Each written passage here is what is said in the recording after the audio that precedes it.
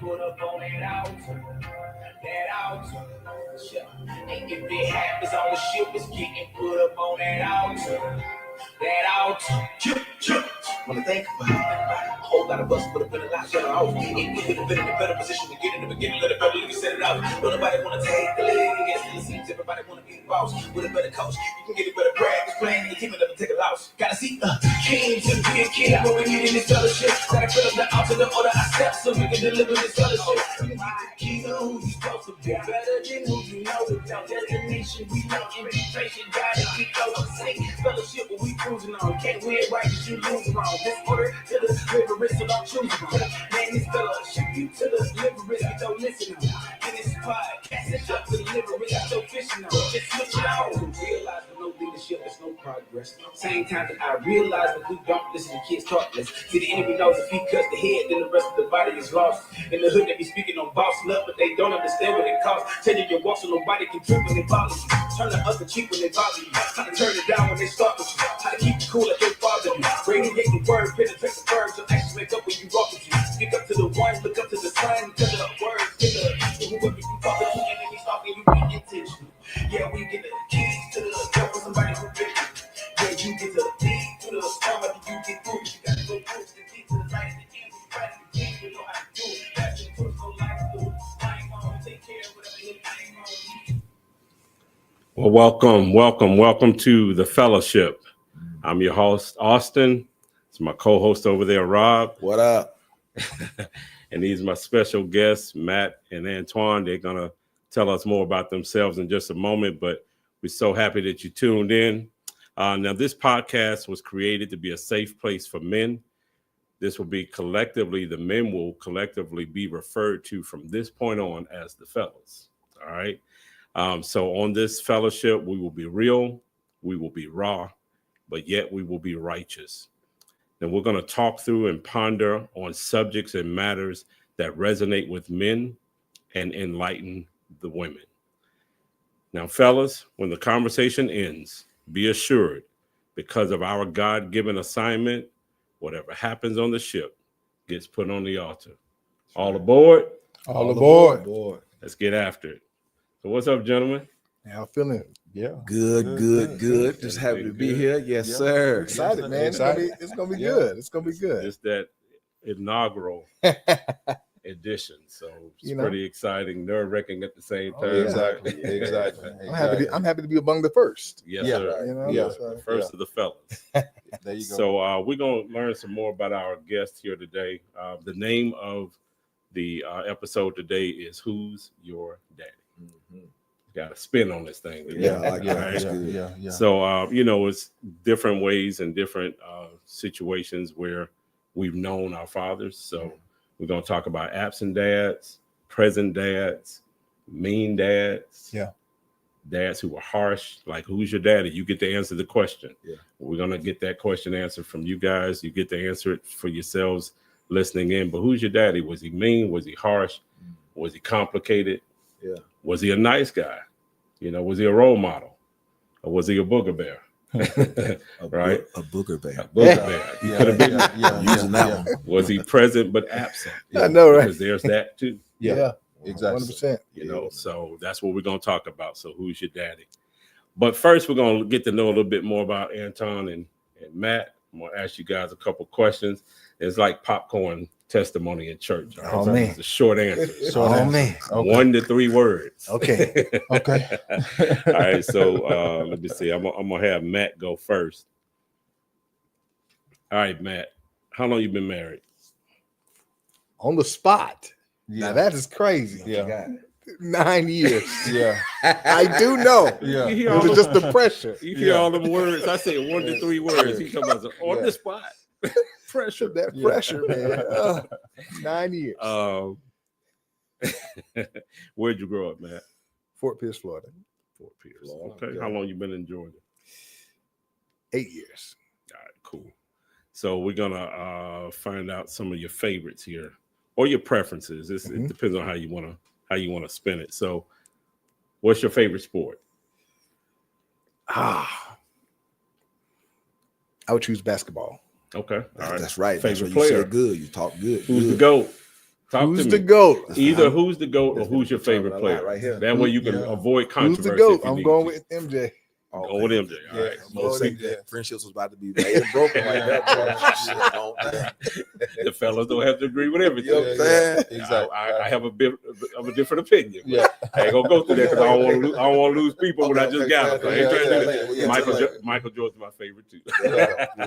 Hey man, What would you prefer, a sports car or a pickup truck quad cab? sports car. I finished. I know that. I know it. Sports car. Sports car. All right. Yeah. And then last question for you, Matt. High-rise condo on the 17th floor in Atlanta or 5 acres out in the country with a custom build? 5 acres out of the country. 5 acres. For real, Because man. I take that if one. the elevator is broken, who going Yeah, up there? Exactly. If the Exactly. elevator's broken, Yeah. now you know how fellas I feel. showed about people that say high rise. No, I actually like to be like my wife's granddad. His he lives in like a country town. I forgot the name of it, but his property is like that, and it's Okay, just yeah. huge. Yeah, just like yeah. I love that You about like that, Georgia. yeah. Yeah, All right. And you can get both in the greater Atlanta area. That's Yeah, what's you so can. crazy. You You can can. go 30, both ways. 30 minutes you can be in the Yeah, country. you don't have to Mhm. move to Yeah. another state to get country living. exactly. All right, Anton, you got your engine warmed up, my man? Yes, sir. Yes, sir. All right. So you married? Yes, sir. 22. 22 of them. 22. Not minutes, Yeah, 22. years. Yes, sir. Yes, sir. Yes, sir. Yes, More sir. grace. Beautiful. Beautiful. You have children? 2 sets of twins. 2 sets of twins. Okay. Boys, girls, what's the mix? Twin girls, twin boys. Wow. That's crazy. Wow. 31, 26. Wow. That's What crazy. the Lord has done. That's Yeah. crazy. Yeah. Yeah. If he'd have yeah. gave us 2 Samaritans at the same time, I don't know. Huh? I don't know. I don't know. One was enough when it So came this to her. a lot. This is a lot, Jesus. This is a lot. This is a lot, Jesus. All right. And where you from? South Georgia. South Camilla. Georgia? Okay, Camilla. Where? Yeah, born and raised How in far Camilla. south is? If anybody knows where Albany is, Okay. Yeah. Okay. I was Then telling I- them earlier, yeah, Albany State and Fort Valley, the huge Yeah. rivals. Okay. Huge So rivals. that's where so Okay. Camilla is 33 miles south of that. of Albany. All Yeah. right, got you. And how long you been in the A? Been in the A since 99. Okay. I moved here November 99. Okay. All right. So yeah.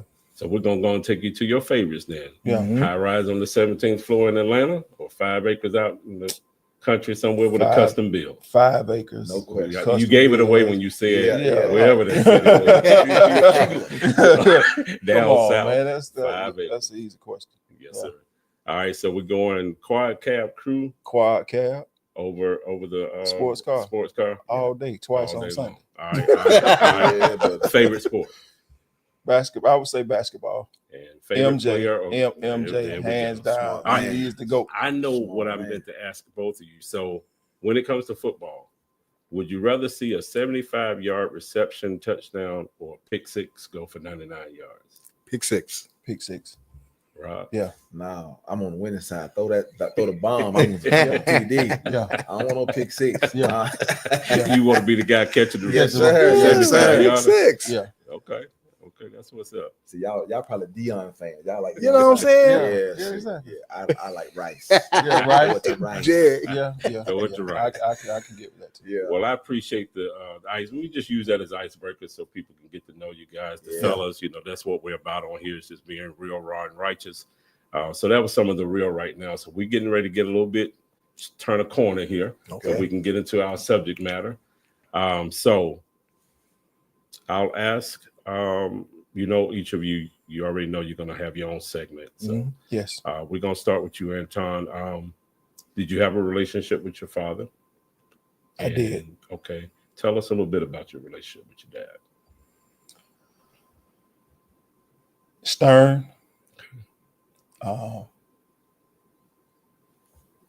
I would say not there from my perspective of being there, but he was there as much as he could be. Okay. In So- the time, So you say, were your parents married? Or living At- together? Or now growing up, I mean, they were married. okay, my mom and dad separated when I was 9. Okay. And That- so okay, that at makes the sense. age of 9, I wanted to go with my dad, but I went with my mom. Okay. And so, you have that contention there Yeah. Yeah. of dad, wanting to visit, it's his visitation time, and for whatever reason that doesn't happen. Yeah. And so you're like, hey, Dad, I thought you were supposed to come and get us. And it's like, not this time, next time, son, and next time, son, next time, son. And so you have those things, but that's when you're young. Yeah. And you don't understand Yes, sir. Yeah. the Man. puppet master behind the whole Yeah. situation.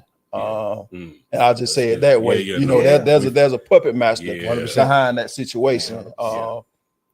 And I'll say this, because I find that in my own situation. We choose to be the bad guy. Yeah, I follow that. Because we don't want to make somebody else look bad. Yeah. So Because we just that- take it on ourselves. Because as men, we want to keep the peace. Yeah. Yeah. Yeah. So the fellas take the high roads. And so if I got to fall on this sword Yeah. Yeah. Yeah. so that you can Mm-hmm. look good, Mm-hmm. Mm. Yeah. Yeah. I would do so. Yeah. Not understanding that in doing so, Carnage. there's a ripple effect. Yeah. Yeah. Yeah. So saying that, you first took us, because that's the adult Anton. You told us about the 9-year-old Anton when it all started. Mm-hmm. Give us the 17, 18-year-old Anton. You've seen, it's been some years. You've seen the highs and lows and the no-shows of dad for a while, but not quite understanding there was a puppet master yet.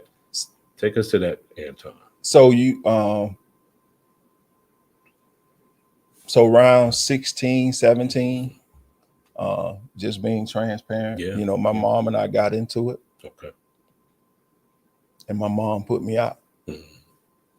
And when she put me out, I was 11th grade, high school. Yeah. I went to live with my dad. Okay. Okay. Wish come true, right? But at the same time, my dad, he was a hard worker, worked 12-hour shifts. And so I began to work. And so there were misses there. Yeah. Yeah. When he's at work, I'm home. Yeah. Or when I'm home, he's at work. Mhm.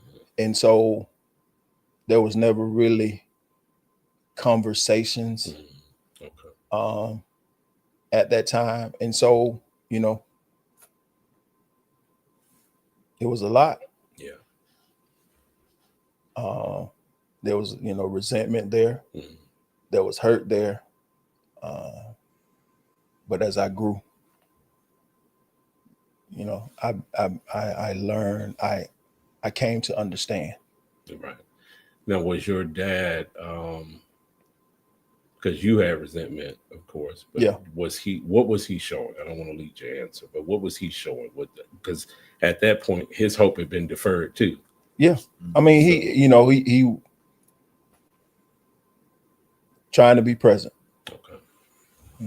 I'll say that, trying to be present the best way he knew to be present. And I don't want to get ahead of, where we're going, because, all of this, what I'm saying, in my later years, I had a conversation with him about all of this, Okay. trying to gain clarity for myself so that I could be better. Right. Mhm. So it's that gray area, but Yeah. once you get older to where you could, I say, have that conversation, Yeah. and once you can have that conversation, you could better see and understand why things were Yeah. the way they were. That's so good. Because, as I grew, had my own kids, I understand that Oh yeah. we do the best that we know. Yeah. Mhm. That's good. If I'm not exposed to anything different, Mhm. then I can only give you what I know. Yeah. Yeah. Yeah. And so, hey, we have to give them grace to say, hey. Yeah. I agree with that. Give me a little grace. Yeah, I'm trying hard. I swear I am. Give me a little grace. Yeah, I'm trying my best here because you know, at the time that there's no book on this thing. That part. Well, there is a book. Well, yeah, and that's what you would come to know later. But at 16, 21, 25, you don't know about that book, you know. But there's a book. Yeah. There's a blueprint, as Pastor said today. There's a blueprint to guide us in every aspect of our lives. Yeah. You got any questions? Right I'm now? finna say it is a blueprint, but I don't like it sometimes. Yeah. Cause boy, I swear, That's not a question. Like That's a comment. Yeah. Read the Bible now, it's like it don't say nothing about what they doing. It don't tell me about what I'm doing wrong, and I need to apologize. I'd be like, no, let me flip another page, see if this thing got something else to say. It's always 100% changing and fixing me. I'd be like, I don't like this, Lord. I don't like this. I'll read this later. Yeah. So you become a father yourself. Mm-hmm. How do you feel, or how did your relationship and your history with your own dad, how did that shape you becoming a father and then being a father? Mm-hmm. So first, the anticipation of it, how take us to that moment, and then wherever else you want us to go with you. Just tell us your story. It made me an emotional man. Okay, break that down. Yeah, what's that mean? Break that down. Because you know we get accused of not having. Yeah, come on. I made decisions. Okay. From an emotional. Gotcha. Okay. Standpoint. Mm-hmm. Okay. I'm doing this for my kids, or I'm going to be this way because I perceived that, you know, my father or my mother did it this way. Mm-hmm. You're making moves without, you know, really thinking them through. Yeah. Not, you know, having counsel. Mm-hmm. And so, you know, at the time I was a young man on an island. Wow. Yeah. Trying to make decisions because, you know what I'm saying, I didn't know how to have that conversation. That's good. With my dad. Yeah. Right. But I got these feelings. I got these emotions, and I know that, hey, I got these little girls coming. They just not coming into the world. Mm-hmm. And I know that I don't want them to grow up without a dad. Yeah. I don't want them to ever feel what I felt, right? Yeah. Emotional. Mm-hmm. But you can't think clearly when you your emotions and your feelings will lie to you. Yeah. If they're not in check. Come on, that's good. No doubt. And the only way that they can be in check. Yeah. You gotta check up. That part. Yeah. And so I made some decisions, man. And once again, that ripple effect from those decisions. Mm-hmm. And you know, even now. Yeah. You know, 20-some years later, there's still that ripple effect. Yeah. But now, you know, my kids are grown. Yeah. And, you know, my boys, you know, they have kids of their own. Okay. And so now I'm trying to turn that, you know, turn that thing around through the conversations that I have with them. How's that going? It's beautiful, man. Good. That's good. For the first time, I can say that it, you know, is beautiful. You know, like I shared with you, I think both of you were on the phone. Father's Day has not always been. Come on, that's the raw. We about to go raw. Father's Day has not been a great time for me. Not because of, you know, my dad, but because of my own relationship with my own kids. 100%. Yeah, man. You know, once again, being the bad guy. Yeah. Or taking on the role of the bad guy. Yeah. You know, because I remember telling my kids when they were small, and I said, you know, you have to go and be with your mom. Mm-hmm. And they was like, Daddy, but we want to be with you. Mm-hmm. And I said to them, I know, but mommy is not strong enough to be without you. Wow. Yeah. That's good, man. Yeah. So I need you to go and be with your mom. Can you do that for me? Man. Yeah. Toe up. Wow. On the inside. How old were they when the decision had to be made? This was like shortly after Nell and I got married. My wife and I got married. So they were like 6 and 4. Sure. Wow. Maybe 7. Somewhere up in there. Yeah. But it was a situation to where they were, going to come and stay with us, through the school year, and flip it to where they would go be with their mom during the summer. A week before they would go to school. Plans change. Yeah. Now, I'll pause you for just a second. I know you got something that you can share right there in that area. Yeah, man. So whatever you're comfortable with. Same, similar. A lot of that is my situation as well. I hadn't seen my 2 oldest. It's been a while, man. I wanted to ask you. You were saying how once you did start to spend time with your father, it was still kind of broken because he worked so much, and then you started working. Did you see that same pattern with your sons when they got older? Is that was that same pattern in place where you were working a lot and they didn't get to see you that much? No, I mean, well, because I would say yes, because for a period of time there, my wife and I, we were only married for a short period of time, and so we were separated. Wow. So there were times that I didn't even know where they were. Right. I couldn't even get in contact with them. So, that puppet master thing. Yeah. And just trying to,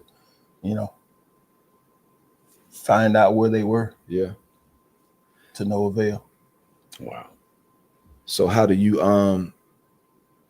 has there been reconciliation now with you and your kids? Yes. And how did that come about?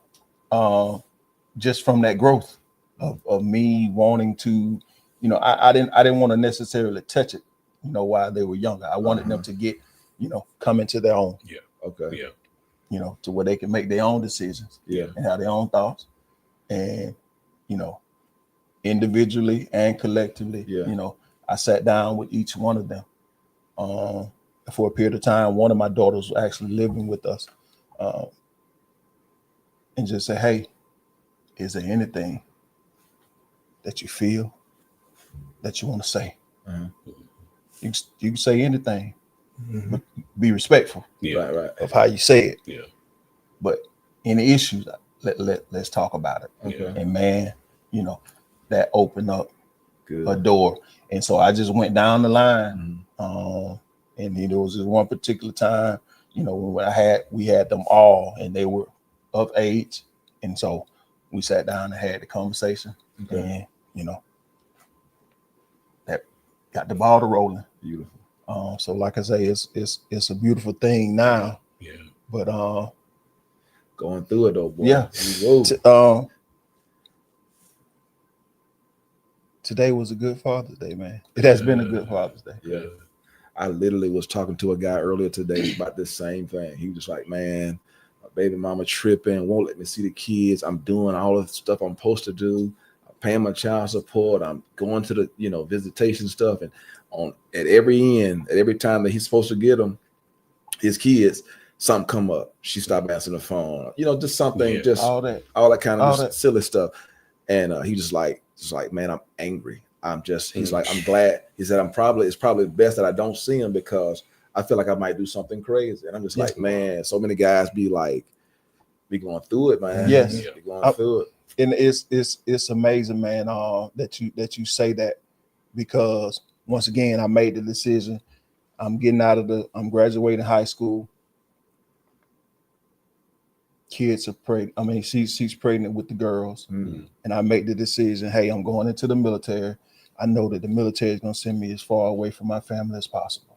Mm. So I make a decision to ask this woman to marry me because I didn't want my kids to grow up without their father. Gotcha. And I needed them to be wherever I was. Okay. Yeah. To show you, I marry her. A month later, I come home. Child support is calling me. A month later? A month later. Wow. Jeez. And so I go down to the child support office. And I'm like, what, what's going on? My dad's like, yeah, they've been calling you, son. And I'm like, what's going on? Yeah, you're on child support.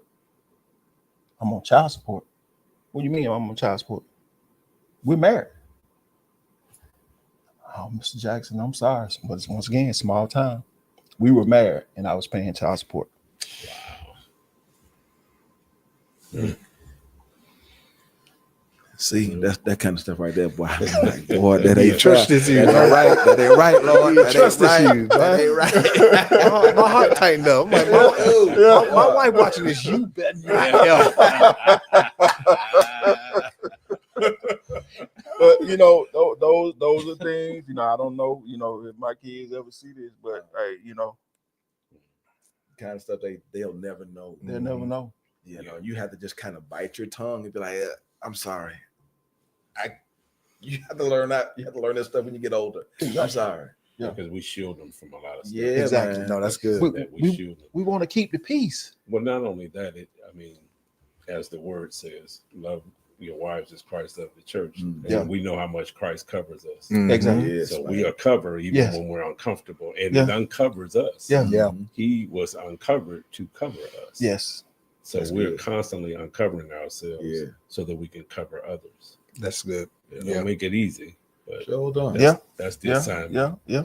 Well, we're gonna do some more Yes, sir. with you, sir. Yes, Let's sir. get Yes, over sir. there to Yes, sir. Matt, who just Yes, scolded sir. his wife. I hope I'm staying on top. Oh, of, you are. Yeah. Absolutely. Yeah. you are. Yeah. Before we get to Yeah, Matt, yeah. this ring you got on that's blind to me, man. What is that? When you walked in, I said, "Good. Is he a pimp or a superstar? What is this?" This is Wow. hilarious. Show the ring to the Wow. fellas. What ring we talking about? Wow. Oh, that.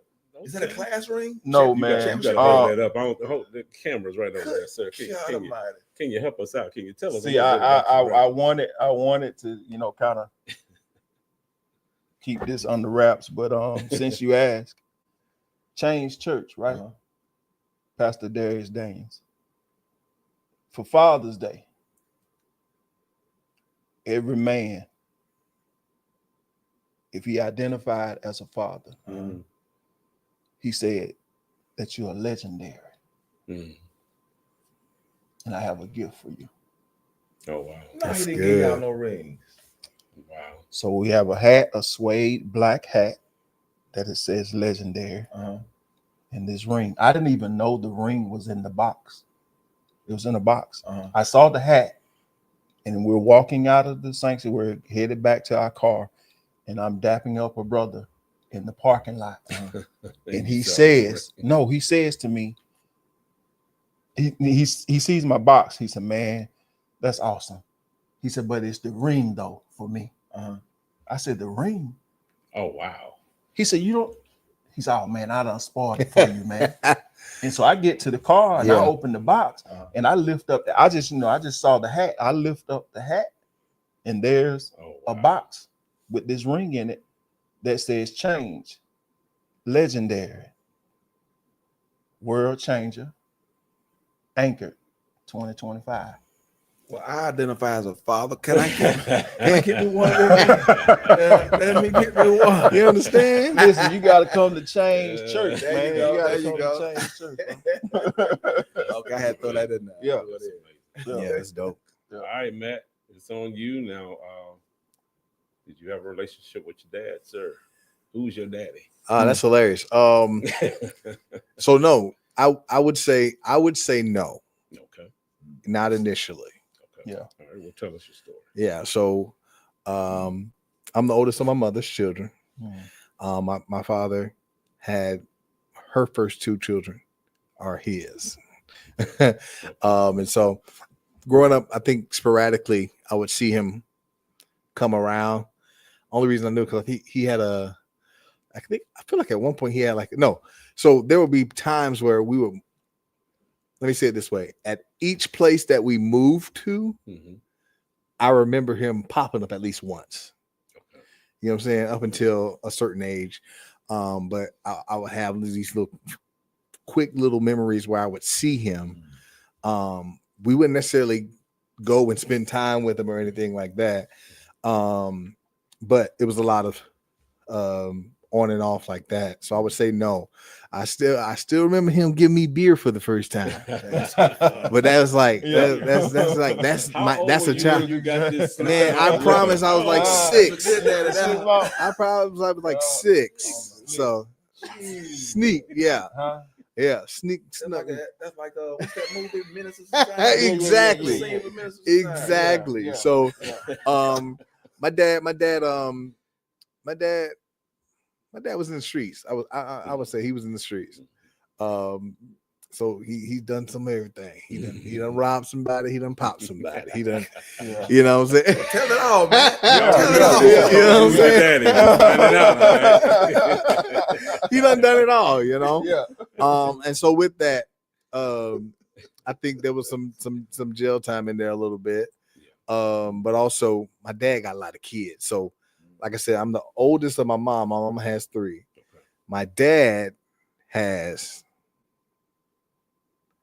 I'm gonna say, hold on, let me just do let me do the names real quick. There's one name. I'm gonna say 9. Okay. 9 and a possible. Because let me tell you why. Because I got an uncle named Bruce. My grandmama, my dad's mom's brother. Uncle Bruce is crazy. Every time I see him, he tell it. You know your daddy got another one out there. You know what I'm saying? And I know because I took him down there. 99.9. That's what it was. 99. So apparently I got another brother named Demetrius. I got, so I don't know how many. I think it's more than 2 hands. Yeah. All right. Yeah. It's funny because I am number 3.5. The reason I say that is because I got a brother that's a week older than me. Yeah. Oh God. And so, yeah. And so it was. I don't feel like his life was just on the go. With street life, but also I think with this, just Papa was Rolling Stone. Man, he had a lot of kids. Yeah. I don't know about my other brothers and sisters. But my mama didn't put him on child support. To this day, I don't know why. Mm-hmm. But growing up, it was mixed feelings because although he was not there, I always had like my grandfather. Yeah. But we made a joke earlier. How my teachers growing up would be like, "Your dad let you da da da da." I'm like, "Well, you got to call him and find out because I don't know." Yeah. You know what I'm saying? Yeah. Or randomly being spotted in stores and be like, "Oh, you JJ's kid," and I've always known him as JJ. Wow! I remember I was probably in my 10th or 11th grade when I found out my dad's name is Jeffrey. Didn't know his name. Wow. He was just JJ. He was JJ to me. Yeah. Everybody that I met would be like, "Oh, you JJ's kid." Oh, your mama had a baby by JJ. Type thing. And so up until that point, it was probably about 10th grade because it was my uncle, my dad's brother, was in an accident, and so he passed away. And so I remember, I guess him coming to town, and he called my phone by accident. Wow. So he was like, "Tremaine, I'm in town. I'm trying to see you." And I'm excited because I had his number, but he called my phone asking for Tremaine. Tremaine is my brother that's a week older than me. Gotcha. So I'm like, "Hello?" I'm like, "This ain't Tremaine." Wow. You know what I'm saying? And so I'm like, "Who is Tremaine?" Because I hadn't met him yet. Yeah. And so he was like, "Oh, this Matt. Oh man, how you doing, Matt? All right, let me call you back." Wow. Did that call ever come? He never called back. And it wasn't until I saw him because my mom took us over there to the wake, and that's when I found out I had little sisters. There was this, and one of my brothers is funny because I only knew all of my life my oldest brother. Okay. I got an oldest brother named Rod. My mom would let him come over to the house sometime, blah, blah, blah, blah, blah. But when we were younger, we were going to the Boys and Girls Club. There was this other little kid. His name, they called him Peanut. His name was Octavius. He would always run up to me and be like, "You talk to Dad?" And so I'm like, he don't look like Rod. He don't look like me. And so me and my brother TJ, he would always run up to us. My mama said that y'all my brother. Wow. Like, you talked to Dad lately? And I'm like, bruh, you are not my brother. That's crazy. Wow. You are, like, kid you not, every time. It was to the point where I would tell my little brother, hey, there go Peanut. Let's go this way. Because that dude weird. Like, he keep running up here talking about, do we know? He ain't got the same daddy. Only child I knew my dad had outside of us was Rod. And so that was kind of weird. I'm saying that to say because at the funeral of my uncle, I see the same dude. I'm like, little Peanut. That look like Peanut. Yeah. So at the what's the repast, whatever they call it? Yeah. I finally get a chance to talk to him again. I'm like, bro, you was not lying. Peanut wasn't lying. Yeah. He wasn't crazy. Yeah. You are my brother. You are my brother. So I started to build a relationship with him. Oh, that's good. We actually ended up working at the same fast food restaurant. He introduces me to Tremaine. And so that's how I met Tremaine. And so come to find out there's a world of JJ's kids out there. Wow. And that was nice to know. But you know, when there's a lot of kids, there's a lot of questions still. Yeah. How much time did you get with them? Yeah. Yeah. You know what I'm saying? Having those conversations with each with other. So with my oldest brothers, Rod kind of took out the same life after my dad. And so he would be in the streets too. Yeah. You know, when we were younger, you know, that was like somebody we looked up to. He would look out for us, all that kind of stuff. But then as he got over, he just took off in the street. So we knew what his relationship was with Dad. But like with Tay and Tremaine, and you know, we start kind of exchanging stories, and we all kind of find out we all got the boo-boo end of the stick. Like like nobody really had it except because at this point now we know that he lives in Atlanta. Okay. And he has a family. Oh, wow. And he has kids with his wife, and I have a little sister from that marriage. And so if I'm honest, I was like, hey, that's crazy. Like, it felt like a little bit of abandonment. Yeah. You know what I'm saying? Because it's like, okay, you did all your good stuff, and then you went and settled down. Yeah. You know what I'm saying? Yeah. And so I dealt with that kind of growing up. I did. Key word there, not to cut you with that word abandonment. Yeah. We're gonna come back to that. Yeah. I feel like that resonates with a lot of people. Yeah. And there are many ways that can come about. 100%. That you feel abandoned. Yeah. Yeah. And that I think that abandonment turned into hate because I saw how hard my mama had it. And now, granted, he only got 2 of her 3 boys. Right. But if he would have taken care of the 2, that would have still taken a load off her. Yeah, you get what I'm saying? Yeah. And so I saw how hard my mom had it and how hard she had to work to take care of her home. And that rubbed me the wrong way. We lost so much. We lost cars, we lost houses, we lost, you know, things like that. We've been homeless, we've been where we've had to stay with people. We've had all that, you know what I'm saying? We've been times with no lights, times with no food, all that kind of stuff. I'm the oldest, so I got to see all that. My brothers, I think I kind of sheltered them from that a little bit because I remember instances where we would come home from school, lights off, and they wouldn't know it, but there would also be no food in there. And I'm like, hey, y'all, let's go to grandma's house. And we would walk probably about 6 or 7 miles to go to my grandma's house. Wow. 6 miles. Yeah. Like, because how old were you during this, or I guess it was different times. But I would say definitely because I had started working. I started working around like 14, so anywhere from 14 to 16. That was kind of my MO because I wouldn't want them to be like, "Dang, we ain't got no food." Yeah, you know what I'm saying. And so with that, we would go see like I said, my grandparents were always there. My grandparents are always there. My mom's parents. I'm sure, let me say this in case y'all watching. I don't want no problems. Yeah. I'm sure my dad's mom would have been there had she known. Yeah. But we didn't have a relationship. Yeah. After I met her after the funeral, I know that she's always cared for us. She's always kind of kept up with us by word of mouth. Yeah. You know, but had she known some situations, yeah. And so that abandonment, that part of him not being there, put a lot of pressure on my mom. And this is I'll talk about 16, but if I would go back earlier, I think that is what contributed to the so for those that don't know, I'm a child abuse victim. So my mom came home one day, and me being the oldest child, my job was to take care of the house. Yeah. My little brothers were playing with water toys in the house, wetting up the house.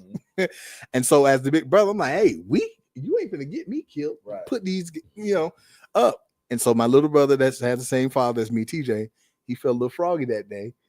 And so he wanted to fight. So he swung on me, missed. I punched him in the eye. He ran next door to use the neighbor's phone to call my mom. And I always felt like she had some kind of feeling towards me because I'm his son first. Yeah. You know what I'm saying? For sure. And so you look just like him. It came out. It came out during that time. Wow. You know what I'm saying? And so she went across the street, grabbed, it wasn't a switch. Y'all from the country. Y'all know what a switch is. Yeah. No, she grabbed a branch. Yeah. It was literally this thick, came in swinging it. Luckily, it was like a dead tree that had been cut. So every time it hit me, it would break. And for this, I think it's a closed case, so I'm good. Funny about I think it's that moment. I think it's a closed case, but yeah, I am. So I'm actually missing a tooth here, and I have a scar here because, like I said, after the branches broke, I end up falling to the ground. She's like stomping me out like I'm in the gang. Wow. I'm trying to get away, so I end up by the stove, and on the stove there was the big crab bowl pots full of rice, and she picks it up and throws it on my face. And so that's how I end up with the scar and the missing tooth. And so that ended up to the point where we had to be separated from my mom. Initially, we were all together. My aunt stepped up to the plate, her sister and her husband at the time. They took us in. Eventually, she started getting her rights back, and we were able to go back. I didn't want to go back. So I stayed with my grandparents for a while. And there would be moments where I would be like, okay, let me give her a chance. And I would move back for a period of time, but we will always be clashing. Yeah. But also in that, I'm talking a lot. So hopefully y'all stop it. Okay. Okay. Pour it out. Let me hear it out. Maybe turn a corner, another corner. Okay. That level of trauma. Yeah. It's something. It's something. And so, but also I learned that, and this is later on in my adulthood, I didn't like men. You know what I'm saying? Like, because that was the catalyst for you having gone through what you went through with your mom. Yeah. That your dad was absent. Yeah. Exactly. Yeah. And so I realized I had picked up this hatred for men because the man that had children with my mom wasn't there. Yeah. And then every man that my mama really beat me because she was mad at some man. Exactly. You know what I'm saying? Yeah. And so wow. And so all of that all together, I'm like, bro, these dudes are whack, bro. Like, and so I would take every opportunity to buck against authority. Yeah. Like, you said what? And I didn't mind like just crashing out if I needed to. You know what I'm saying? Because I don't have an issue. And so I noticed that. Let me tell you what made me notice that. Because I got saved, right? But I found myself in a woman pastor's church. Oh, wow. And then I moved to another city, And I found myself in another woman pastor's church. And then I moved to Atlanta. And then I had a man pastor for the first time. And I was like, bro, I don't even want to be here. Wow. Really? And I had to deal with why I didn't want to be here. Yeah. You get what I'm saying? Yeah. And so I was like, you know what I'm saying? Going back through. And so for me being at my last church, that was a growth for me because I had to learn how to trust another man again. Yeah. You get what I'm saying? You know, especially a spiritual authority type thing. So that was kind of therapeutic for me. Yeah. And I think for me, even going there, like I would have a relationship with the men at my old churches. But you talk about men ministry, nah, but you good. I'm good on that. Yeah. For what? For what? I don't like none of y'all anyway. Yeah. If I'm gonna be real with you. And so even getting back into that, for the first time there was kind of, Yeah. You know what I'm saying? Yeah. So it was kind of like, Huh? Because I'm thinking that even from a spiritual standpoint, I can't speak for other men. I can only speak for me. Having that disconnect between my dad, it messed with that connection. There's a struggle because we try to correlate our heavenly Father. That's good. With our earthly Father. That's so good. He's absent. He's not there. Whatever. And Father God catches the brunt of that. But yeah. That and that's such a critical point in the conversation because obviously, what we say on this show is if it happens on the ship, it gets put on the altar, right? Yeah. And that's a key point that we have to not just talk through here, but put in prayer and in concentration because the enemy hates it all. So he'll take that and skew it and make it something that it really isn't. But either way, it becomes an impediment. Exactly. That's so good. Exactly. I had a pastor in Alabama years ago. He said, whether you did it or the devil did it, he said, either way, you need God to get you out of it. Exactly. so we're talking about dads who, who's your daddy? And it's key that these conversations and these truths shaped, molded, bent us in certain directions. And it affected the journey. 100%. Because as of now, Matt, I know you're not a dad yet, but you're an amazing godfather. That's right. Got And that to my son eventually too. My son was the first one he got that. He's saying that because he's goddad to both our children. So he over there claiming first. He over there claiming first dibs. Godad's Sure second he power, was. man. But that's because he's 7 and mine's 3. He had no choice but to be first. No choice. Hilarious. But you have clearly not taken all of your cues from that experience because even though you're not yet a biological father, you have the spirit of a father. And that's where we get to really turn the corner. Because I've seen you in action as a spiritual father, and I've seen you in action as that, and you, sir, as that. And so we don't have to stay where we are. That's good. That's what the altar is for. Exactly. So we don't have to stay there, and we don't want to stay there.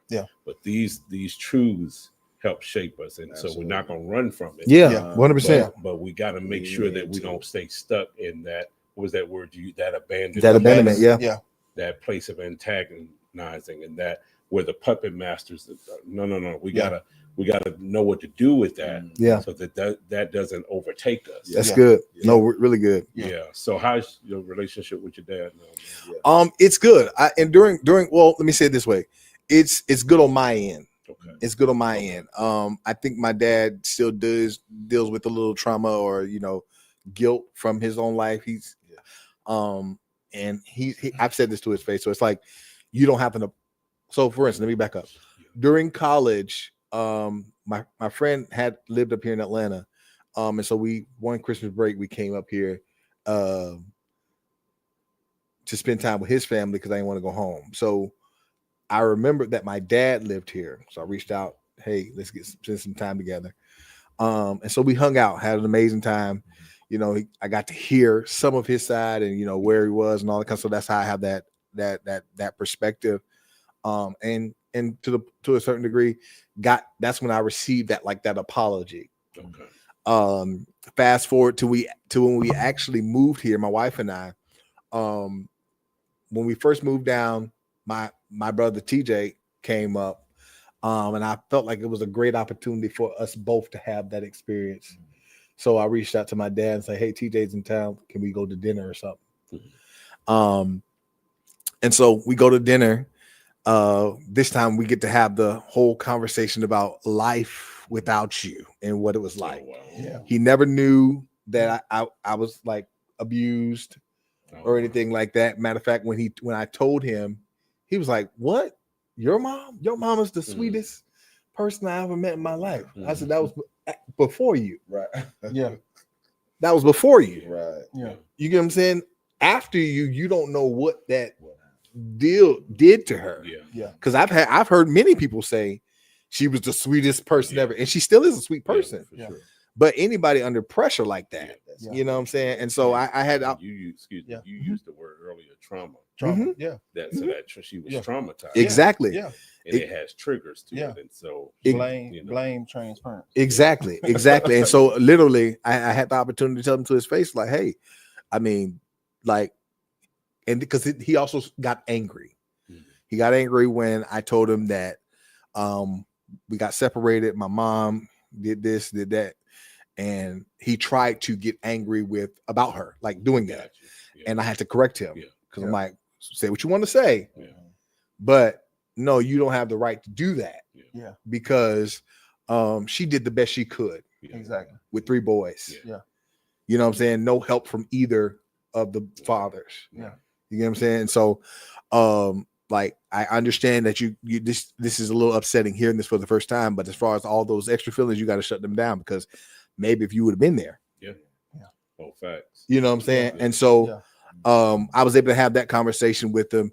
And my brother was able to kind of get some things off his chest too. My brother straight up told him I was pretty much fine with going on my life without saying I ain't have no dad. Yeah.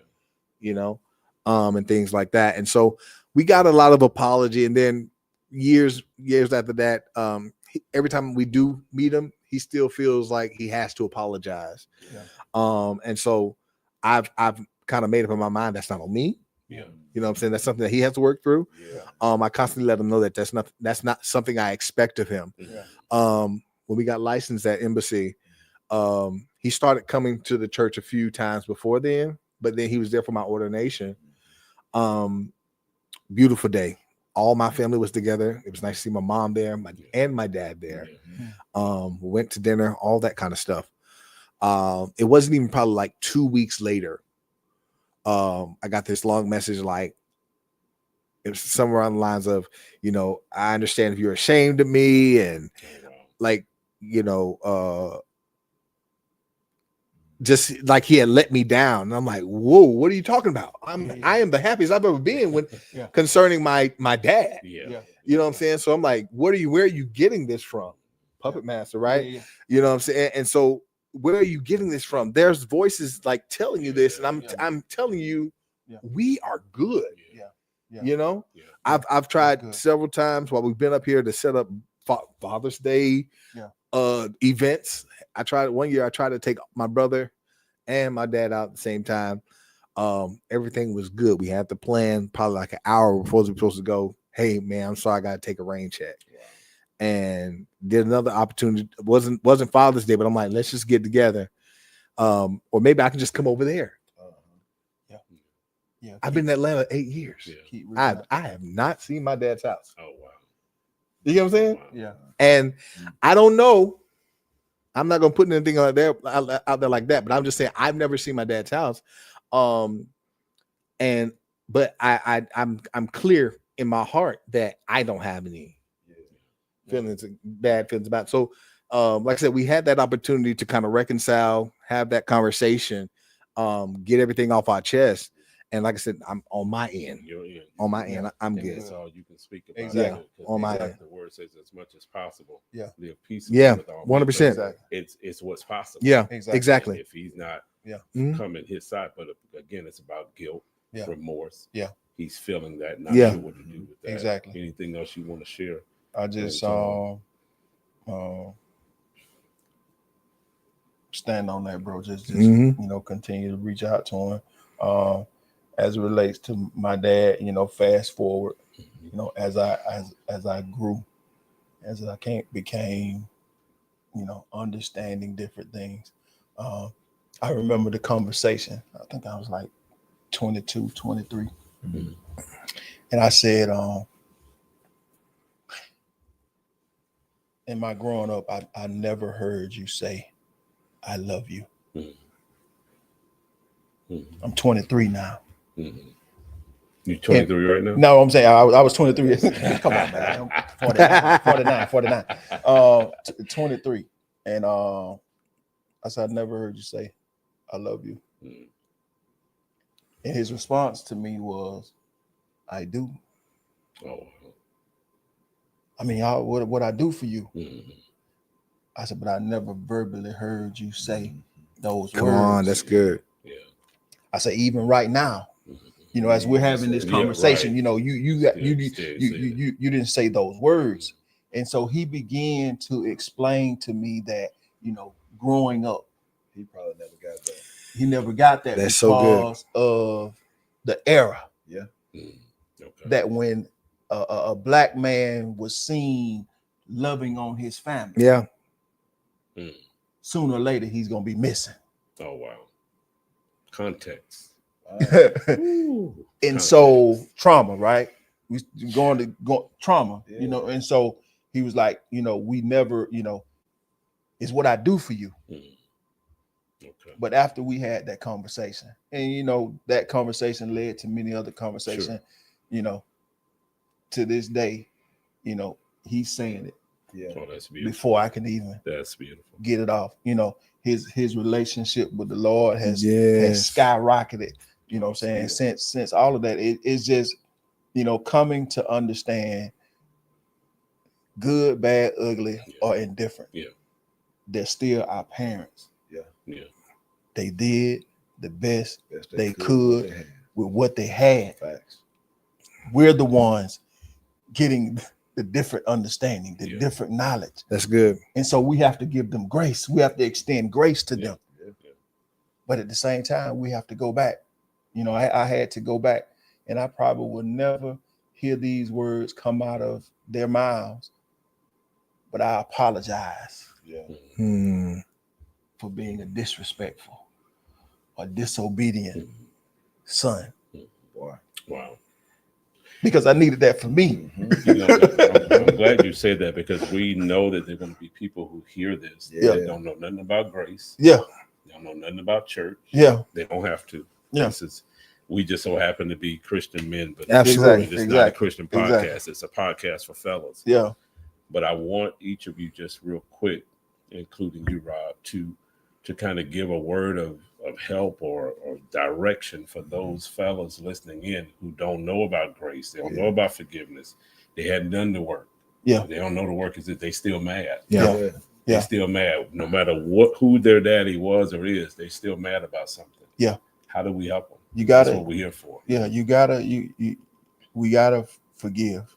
And we gotta but understand that we cannot do forgiveness on our own. Yeah. We need the Lord. We need his help. And understanding that the forgiveness is not for the other person. Yeah. It's for you. It's for you. Man. Because you go around that person and you feel the hairs on the back of your neck stand up, your chest get tight and everything when they come around, you still hurt. Yeah. You still in pain. Yeah. That's what we're talking about. But the word says that if you believe that Jesus Christ bled, suffered, and died on Calvary's cross for your sins, that on the third day he rose with all power in his hand. The word says you believe that, and you can be saved right here, right now. And then from that standpoint on, we have to ask God for forgiveness for my past sins. Yeah. Even though you've been forgiven, you still got to ask. Yeah. Because that's an order. And then once you ask, you got to ask him to help you to forgive your brother, your sister, your mama, your daddy, or whoever that individual is that hurt you 20, 30 years ago. Yeah, boy. Sometimes they even dead and gone. Yeah. But they still got control over you. Yeah. Somebody can just say their name. Yeah. You can be freed of that today. Yeah. And understand that it's a process. Yeah. That it's not going to happen overnight. Yeah. But you have to constantly go back to the Lord, asking him, help me. Yeah. And not only that, God has created some awesome counselors out here. Sure have. Yeah. There are some therapists that can help you. And that's probably where a lot of people will start or already are. Yeah. But that's a great place to be. It's a good thing. For sure. As a man, that's a good thing. We need that. We don't realize that, I said trauma, but I really wanted to say the post-traumatic stress. As a black man. That you deal with on a day-to-day basis. You need somebody that you can talk to. Christian counselor, please. Not just anybody. Matt, you got anything you want to share with the fellas that's listening? Today was a beautiful day. My church honored me. I'm a pastor. Y'all don't know, man. It's the Wind Church. And so the what? One more time. The Wind Church. The Wind Church. No, and so they took some time to honor me this morning, and one of my responses to them was, how you can honor me is to make sure that we're following scripture. Honor your mother and your father, that your days may be, you know what I'm saying? Because, and I told them this morning, I said, unfortunately, scripture doesn't give us a context on the type of father or mother that we should honor. It simply just says mother, father, good, bad. Like all of it. They deserve honor, and scripture says that your days may be long. And what I like to look at that as not just the days that you get to live, but the days that you get to enjoy with the mother and the father that you honor. And so big on the forgiveness part. I like hearing my story. There was some forgiveness I had to walk through with my mom and my dad. And you know what I'm saying? And I remember I was coming up on my mom's birthday, and the Lord told me that I needed to go down and spend some time with her for her birthday, and we needed to have a conversation of forgiveness. And I was like, I ain't finna do that. Like, I'm the victim here. You know, it's easy to play the victim, and even though it happened years ago, you know, even that you received an apology, all that kind of stuff, but you still wanted to sit in the seat of the victim. And the Lord told me straight up, like, there were some things that were going to be locked up if I did not obey. And I went down. Had an amazing time with my mom. Had the opportunity to have a conversation, and was able to do the whole apology, forgiveness thing. And I tell you, when I told her straight up to her face, I said, "Look, I forgive you." It tore her apart. It tore her apart. But even in it tearing her apart, I felt something like shatter in my heart, like some chains being unlocked. I'm like, oh dang, I meant that. I meant that. And my wife would tell you, I came back home up here, and my life just took off. Like, so I'm just like, things just started happening for me, like for the better. And I was like, Dang, so it paid to obey. Free. Well, he didn't Yeah. say it's going to be locked up for no reason. Mhm. Yeah. You followed it, Mhm. and that sounds like unlocking the Yes, door. 100%. That's what Yeah. sound like happened. Yeah. 100%. Things got unlocked. Unlocked. Both in your mom and in you. Say Mhm. Because obedience. when you said it tore your Mhm. mom up, that's a good tear.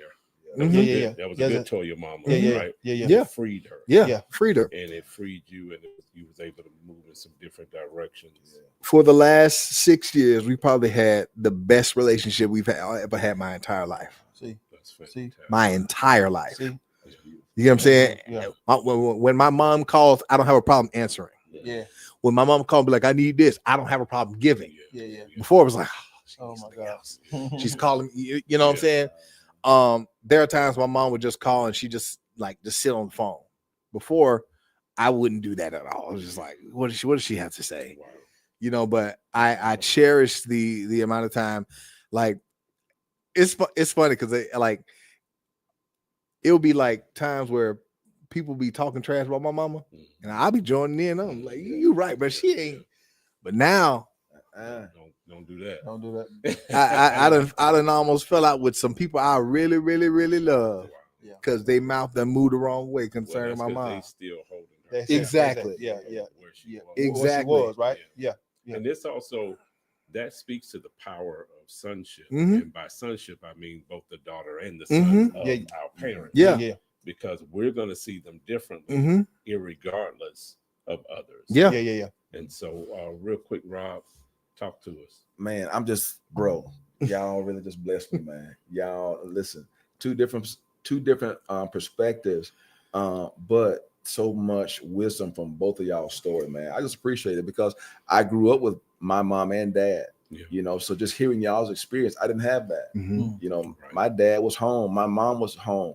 So even with them being home, there were things, you know, you miss because like you said, they're doing the best that they can. Mm-hmm. And just in my own life, man, I'm learning. I'm like, even though, like you said, your kids don't know the things that have happened behind the scenes. Exactly. And they may never know that kind of stuff. So I had to think about that and be like, man, I have to really make more of an effort, even, you know, in my kids' life to let them know, like, hey, man, I'm sorry. Yeah. I messed up. I Yeah, should have fought more. I should have done this. Yeah. And then once I apologize, release it. That's it go. good. A lot. Yeah. You know, I That's was listening to this podcast. I forget this guy's name, John Bevel or Bever. I forget how to pronounce it. Mm-hmm. But they were talking about offense and how it's so many people in the church are offended. And it's not just the church, it's everybody. Yeah. Stuff that has happened to us. We hold on to that stuff. Yeah. I'm holding on to stuff now for my wife from years ago. I'd be like, girl, I remember when you hurt me. You know, like Matt just said, once we release that stuff, it ain't really for them. It helps them. Yeah. But it's really for you. This story is really about us, Mhm. our relationship with God, how it's going to impact us. So I'm just Yeah. like, man, I gotta forgive that offense that I'm holding on to. It's really holding me back from stuff that I should be doing. So I'm just like, man, just hearing you all just say, man, yeah, I forgave him. Yeah. And I'm good.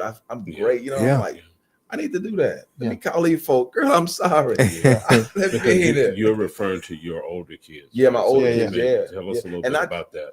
So like he said, man, you don't know the things that have happened to cause division between the parents. Yeah. But it causes a rift where you don't get to see your kids. Yeah. And like I said, it's been years. I haven't seen my two oldest. Yeah. You know, I'll every now and then I may get a text from them, but no relationship at all. Yeah. So, you know, those are, and I spent years saying, well, I'm trying and there's no follow through on their end. So then be honest, I'm like, man, F it. Yeah. You don't want it. I don't want to F y'all. Yeah. You know? Yeah. And I should have done that. I should have just kept fighting. Yeah. So I'm at a place now where I'm just like, no matter what, I'm gonna call each week. I'm gonna send a text. I'm gonna continue to reach out. If you never accept my call, hey, that's your relationship with God. You got to work out. Mm-hmm. But I want to make sure that I don't have that offense to where I'm so angry and upset that I don't extend myself anymore. You know, So good. So I'm just like, keep extending, keep reaching out. Hey, what's going on? Is there anything I can do? Just keep extending, man. Yeah. And that's the, like he said, man, that's the plight of the man we always have to just continue to extend ourselves, Yeah. to be present, no matter what. Continue to show up, because it don't matter what the other people are doing. Again, it's really just, it's about your walk. It's about your development. Yeah. And if you stop because of this opposition, Yeah. then you'll never become who you should be. Yeah. So I just appreciate y'all, man. He said something, and that thing, it sounds like a book, but this story is about us. It Yeah. is. It really is. This story is about us. Don't take my idea. I ain't gonna take it. I ain't gonna take it. I might preach from it, but No, that's it right there. Yeah. this story is about us. Yeah. Absolutely. Yeah. I was listening to a preacher years and years and years ago, and he was talking about there was a father son in his church. Both of the son was an adult son to the father, and they lived together. And don't know what was going on in the older father's life, in the father's life, excuse me. Mm-hmm. But one day the son comes home, and he's calling his dad, just going through the house calling his dad, and the dad doesn't answer, so he keeps opening doors. This is real. This is an actual thing that happened. And he finally opens a particular door, and he finds his dad deceased, but his dad had blown his brains out. Oh man. Wow. Yeah. And the preacher was talking about how when he did the funeral, he said the scream that came from that adult son was a scream that he had never heard before. Yeah. And he said B, he would never get it out of his head how maddening and how sorrowful that scream was. Mm-hmm. And where he tagged that story off with was, he said the father pulled the trigger, but it blew the son's brains out. Yeah, Yes, boy. sir. Yeah. Yes, sir. So it's critical. Yeah. This whole who's your daddy is critical. Yeah.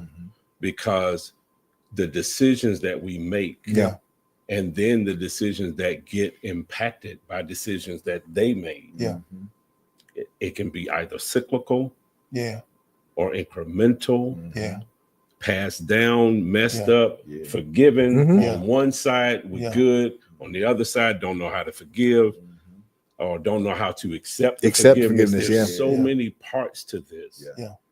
And so, like you said, it's about us, because regardless of what we got, I too, like you, my dad and my mom raised us. So I can't identify with a dad that wasn't home. But I can identify with a dad that's still being home. There were some things what's going on here? How is that happening? You know, and so we had to make decisions as we became parents. Do we continue with what we saw? Or do we try to do something different? Now, my dad's an amazing man, loving man. It's nothing critical, but it was just things that impacted life, decisions that we had to make. Exactly. And so that's why it's like, no matter where we are, and no matter who our daddy was or is or was not,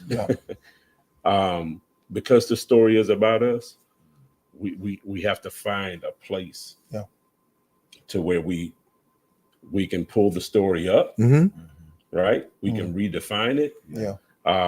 I'll never forget, I'll share this as well. When I was raising my first set of kids, our daughter was, in school, she was a brilliant student. You didn't have to tell her to go study. She just was self-reliant. Our son, not so much. Not so much. Right. Smart as a whip, Mm-hmm. but he did not like books. Right. But because I was raised in a house where if you didn't have A's and B's, you're going to have a problem. Right. So he wasn't bringing home A's and B's, and he was having a problem. His report card was ugly. And I'm resorting to whooping them because that's what I got. I got whooped and fussed at. You going to school, it's the only job you got is to make these grades, right? That's it. And I got so frustrated.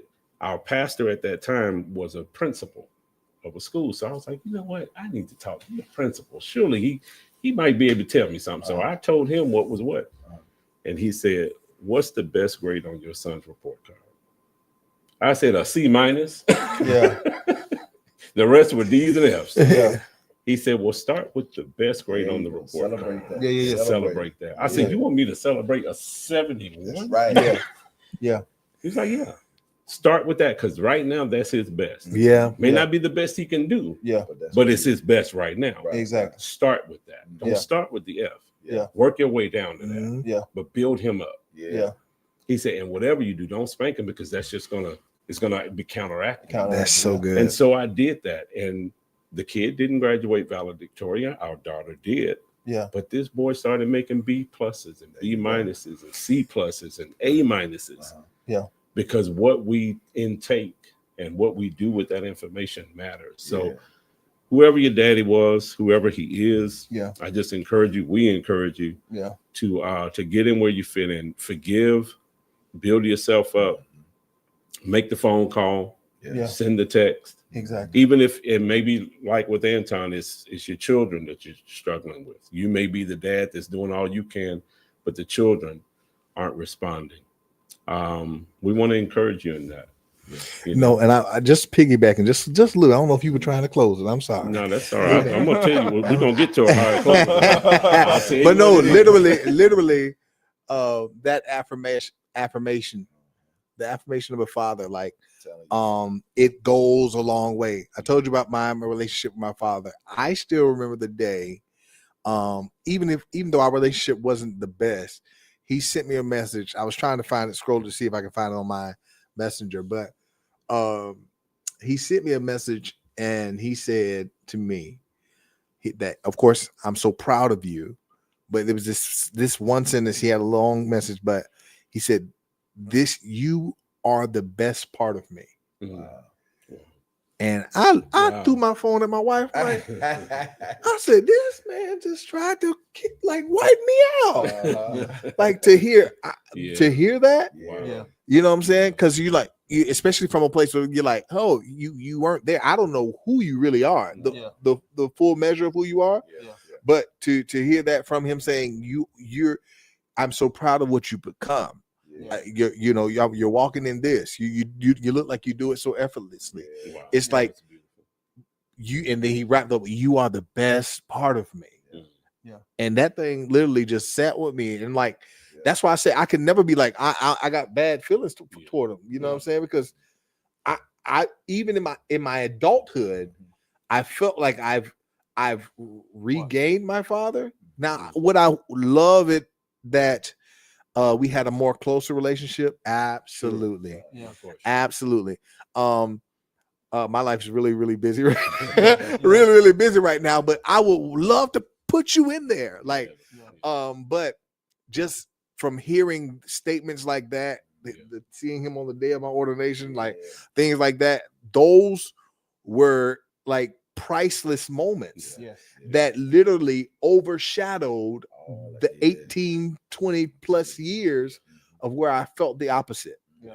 You know what I'm saying? And so I would just encourage every father out there, every moment that you have, I love that you said, if it's once text a week, every moment that you have, because yes, there may be traumatizing experiences. Yes, there may be bad memories. My wife loved to say, my wife's a Christian counselor. She says a lot of what we call trauma is not just trauma. It's just bad memories. And so there may be a lot of bad memories that are out there that you may be reliving and all that kind of stuff. But I believe that the affirmation that you would give to your child would overshadow all of that. I'm telling you, I could probably count on one hand the affirmation I received, but it's done the work for me. It was impactful. It's that impactful. I saw, because before I moved to Atlanta, I had a mentor, and it crushed my world. That's why another reason I was like, when I got to embassy, I was like, I don't know if I'm trusting this pastor, because I didn't want to get close to him. Let me say it this way. I didn't want to get close to him because the one person that came into my life that was like a father figure, he died. Wow. He died. And I was like, yeah, not doing that again. No, sir. Yeah. You won't play with my heart like that. And so because I even shared this with him, I said, I want to be close. I want to have that relationship, but there's just something in me that's like, I'm scared if I get close, you gonna leave. The abandonment, So my dad left. I called the other guy. I called him like a dad. He passed away, and so that was triggering for me. And so luckily I'm in a healed place now. Like I said, we enjoyed our time there and all that kind of stuff. But Anton, any parting shots? No, man, all of that is so good, man. Doing a lot of reflecting over there. Yeah. It's it's just man, this is beautiful. I thank you for this opportunity. And I echo the same thing. If there's an opportunity for you to make amends, for you to extend some grace, Yeah, man. it's a beautiful thing. And understand that it's not for them. Yeah. It's for you. Yeah. Yeah. You and I have had this conversation before, as the man, as the father, as the husband. mm-hmm. Father God looks at us. Yeah. That's so good. Adam, where are you? Yeah. Yeah. He didn't say Yeah. where you at. Yeah. He said, Adam, where are you? Man, it's something. We're the Adams. So when we look around our households, Mm-hmm. our families, Yeah. and if we see that something that we don't like or that we're displeased with, we're the ones who set the momentum. Yeah. Exactly. So if the momentum is off, if the tone is off, Yeah. Adam, Yeah. we're out there. Yeah. That's it. So we have to look at ourselves, and we have to extend our own selves some grace because we don't get it right every time. That's good. Yeah. That's Yeah, good. man. That's good. It's okay. It's okay. It's okay. It's okay. Yeah. And I started to put that on today, my Superman hat, and because that's who we want to be. Yeah. But it's not about perfection, it's about pursuit. That part. Yeah. As long as you're in pursuit, That part. it's not about perfection. Because if That we part. were perfect, we wouldn't even be down here. No more. They took us up already. Come on. So But- it's about pursuit. but- We just have to stay in pursuit. Yeah. Yeah. But even Superman, Yeah, He the wasn't kryptonite. he was Superman all the time. No, he was not. He had to come out there. cape every Superman now wanted to and be Clark Kent. then. Yeah. And he wanted Lois. Exactly. A relationship, right? Yeah.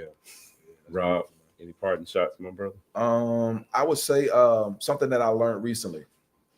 Was at a men's meeting, and a couple of the guys said we were talking just about relationships with our parents and fathers. A couple of the guys were like, "Yeah, man, I never hugged my dad before," Oh yeah. and I was like, "What you mean? Like, what you like? What is that?" He's like, "A couple of the guys, not just one or two. Couple like my dad has never put both arms around me and squeezed. They'll tap me on the back or a little church side hug, but never just a real embrace." And I was just like, "Man, I'm sorry that you didn't get to experience that from your father." So, man, I say, hug people like this the last time you're gonna see them, man. Exactly. Give them a That's good. real hug, Exactly. whether it's your kids, your spouse, Yeah.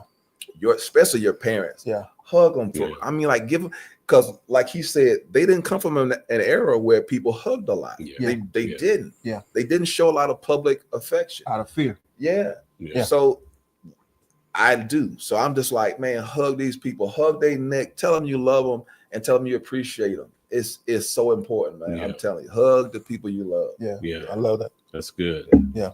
So I'm gonna tell a quick it's not really a story, it's some of the reasoning behind this podcast.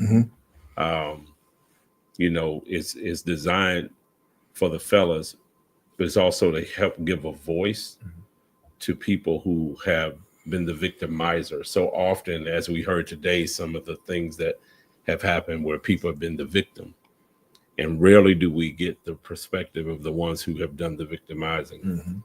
And so that's in part why this podcast exists, because I personally was one who did a lot of hurting in previous marriage, and hurt the kids even with the divorce, and the kids were grown. But they still, got affected by the divorce, right? and had to work through that. Yeah. And so for the longest, I was on an apology tour. Yeah. Oh yeah, boy. You know, I was just on an apology tour. Yeah. And you know, because I felt bad. Yeah. I was guilty. Yeah. I didn't just feel guilty. I was guilty, right? Yeah. Guilty But as charged. again, the enemy he loves to keep us and beat us down with stuff. Yeah. And so for me, again, it was like, well, you did all the hurting, so you deserve to feel weight and feel guilt and to walk around apologetic. Yeah. And I remember I was talking to my sister one day, and it was after the divorce, and I'm remarried now, so I'm free. Yeah. But during that time, I was still apologizing. And I remember I was talking to my sister one day, and she was like, bro, she said, the apology tour is over. Mm. And she had been hurt by the divorce. Yeah, All the family was, but she was like, you've apologized enough. Yeah.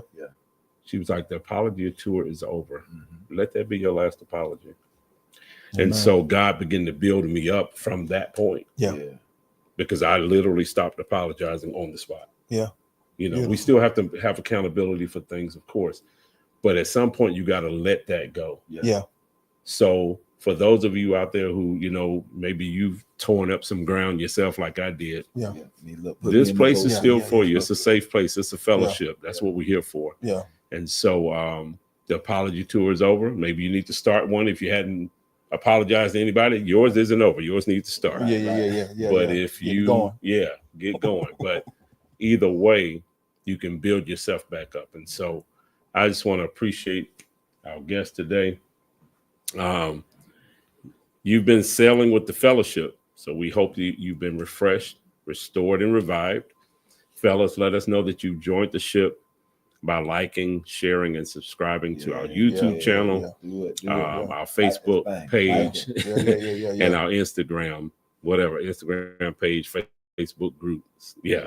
Look for the blue and white logo that you see on the screen, Fellowship, because there's a couple of them out there that have the name The Fellowship. We're the only ones with the blue and the white logo, Fellaship Podcast. And Fellowship is spelled as one word when you seek us out. So just look for that blue and white. And just remember that if it happens on the ship, it gets put on the altar. Yeah. Next week, we're going to be coming to you live again next Sunday, but it'll be at 8:30. This June being Men's Mental Health Month. We have an amazing counselor. He's actually working on his doctorate. He's going to be our special guest next week. He has written books. He's about men and mental health. He's done apps, and he's a Christian counselor, just an amazing man. Awesome. So he's going to be joining us next week, where we're going to focus and get some information for our fellas in regards to mental health and wellness. So until we set sail again, we appreciate you and we say peace.